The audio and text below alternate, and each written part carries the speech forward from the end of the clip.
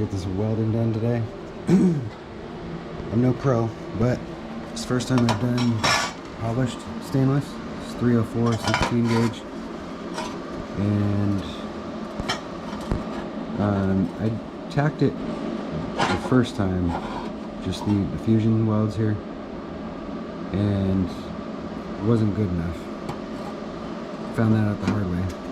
Did it all the way around this here, and then did them where I didn't have my blue tape at the time. Wouldn't advise using blue tape because it leaves residue, but use what you got to make it work. But just wanted to show some progress stuff. Not totally getting penetration. You might be able to see it in the top here. This GoPro doesn't like to focus on what you're always aiming at, but yeah, I didn't get it hot enough. As you can see, the top welds here are kind of like elevated higher than the rest. Didn't allow it to burn in, but just trying to improve. Looks pretty cool though. I like the stainless, the polished stuff. Some cool coloring to it.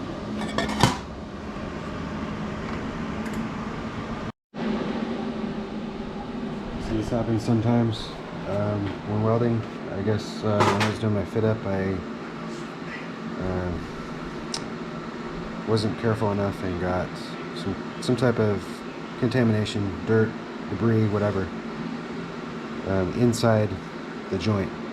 So I'll show you what it looks like. This one here. All of these look like kind of normal, I guess you could say. Nice and smooth, but this one looks like it has some type of like smoky residue, but light smoke looking. It kind of like during the process, as you're going through the dabs, it kind of starts sparkling and makes a noise. You can definitely notice when it happens, but I'll show you what I do to get the stuff out of there and keep the process going. Brush. I have one for stainless and one for aluminum. So you don't want to get aluminum in this joint, but I go away from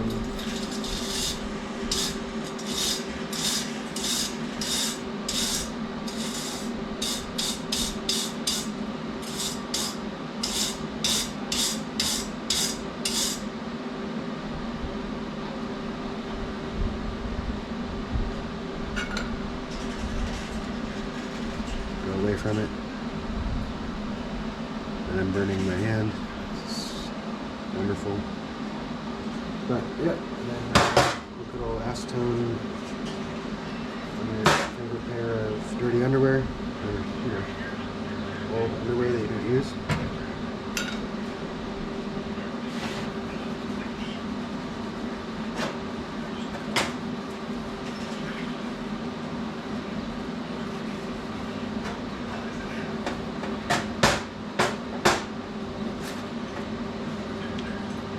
To it.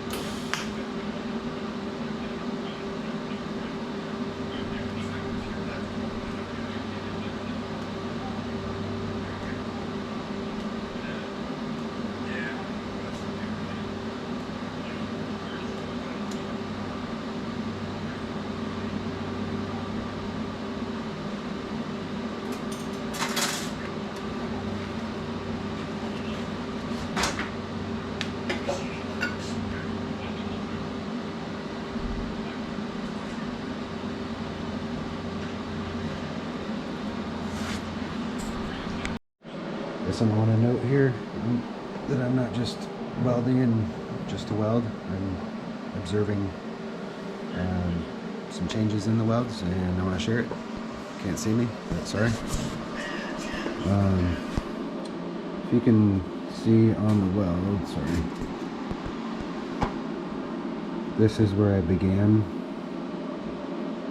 the first one, or I'm sorry, the second row here.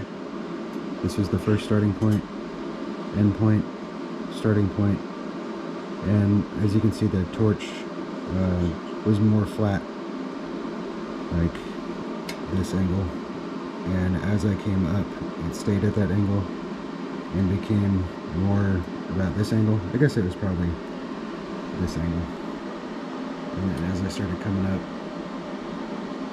it gets flatter and flatter relative to the puddle, and you can see it, sorry, you can see it kind of elongating in the front.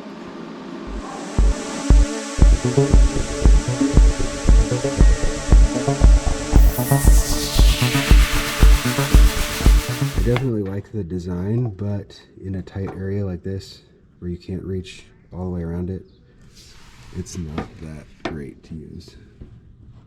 Good construction, good quality material, but yeah, I don't know if I would do it again with this style clamp. Couple of small issues.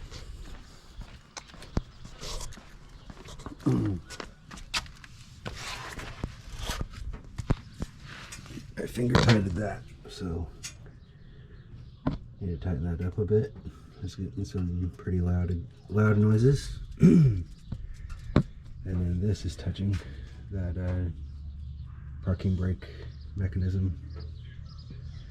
I need to pull this away. I don't know if it's not already burnt. It's my transmission vent. I could probably clearance that a little bit better.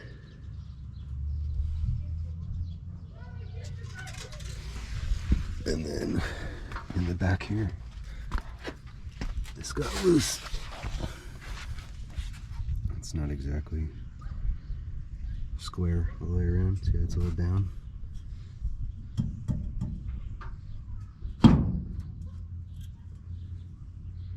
Need to put a little clamp on there or something. But she's in there.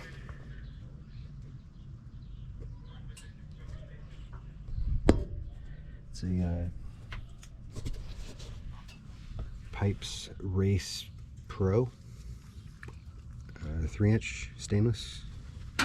Sounds pretty good.